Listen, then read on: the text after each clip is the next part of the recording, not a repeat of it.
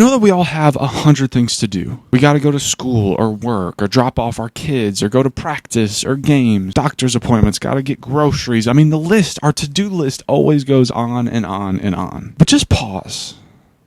Just pause for a moment. I feel like we live in a society where it's so easy to be distracted. It's so easy to have 100 things to do, and yet you can get to the end of your day and be like, what on earth did I even get done today? And there's a story in the Bible that I thought would be inspiring today. Although maybe not inspiring in the way that you think. Now, usually when we read a story in the Bible, there's a character that we want to be like. Like, man, I want to have the faith like Moses that followed God and led people through the wilderness. I want to have the faith like David that was willing to take on a giant even though he was previously just a shepherd. I want to have the faith like Solomon and Joshua, who had to take on huge responsibilities from those who went before them, and they carried them out well for the most part. Or I guess in Solomon's case for like the first half part. Anyway, usually when we read a character in the Bible, it's someone for us to strive to be like. But I have a fear that this character that we're going to talk about today is someone that we are like too much.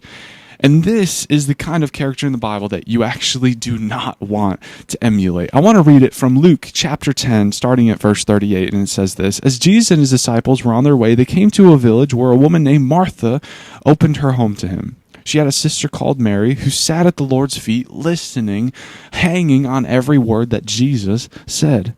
But Martha was distracted by all the preparations that had to be made. So she came to him and asked, Jesus, Lord, don't you care that my sister has left me to do all this work by myself? Tell her to help me. Martha, Martha, the Lord answered, you're worried and upset about many things, but few things are needed, or indeed only one.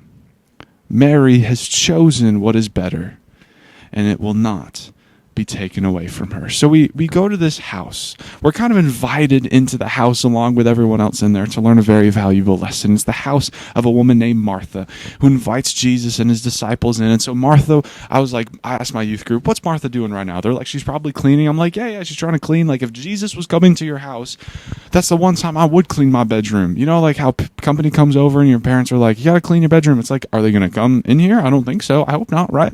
But anyway, this is the one time like I would. Like I'm going to make sure everything is spotless. We're going to deep clean. We're going to rent one of those like really big water vacuum cleaners, Rug Doctor, whatever. But like, we're going to make sure it's clean. Sure, she's probably cleaning. What else is she doing? My youth was like, she's probably cooking. Yeah, she's making the food. She's making the appetizer, the main course, the dessert. Like she's going to make sure that everyone is well taken care of because it's Jesus that's at our house. And there's all these things to make. And I want to make this point that all of them are probably valuable. Like all these things are important. Like I'm not clowning on her for doing all these things, because if Jesus was coming to my house, that was my first reaction to her. That would be my first reaction, to make sure that he had as good of an experience as possible. But that's not what the text is portraying here. And let me point out to you one word where it says in verse 40, it says, but Martha was distracted. But Martha was distracted. Do you see that word that they chose to use? It wasn't that she was busy. It wasn't that she was being productive. It wasn't that she was working. It was that she was distracted. How can you be distracted? It means that you have one thing that's important, but you're doing something not as important, which means you're distracted from the more important thing. And it says that Martha was distracted. And when she confronts Jesus after side-eyeing her sister, like, are you going to come help me? You're going to help?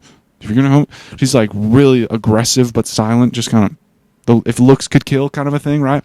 And eventually she's just like, I've had enough. Jesus, can't you just tell her to help me? And Jesus looks at her and says, Martha, Martha, I know that there's a lot of different things that need to be done today. I know that you have to pick up your kids from school. I know that you got to go to work. I know you have a stressful day. You have a presentation on Tuesday. But maybe we can just take a second to breathe, to pause, if you will. Because Mary has chosen what is better. Mary has chosen just to sit and be with me.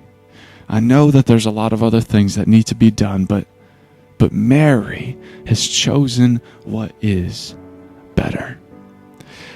So I know that you have 100 things to do today on your to-do list, but I just wanted to encourage you today, maybe take some time to just sit at Jesus' feet.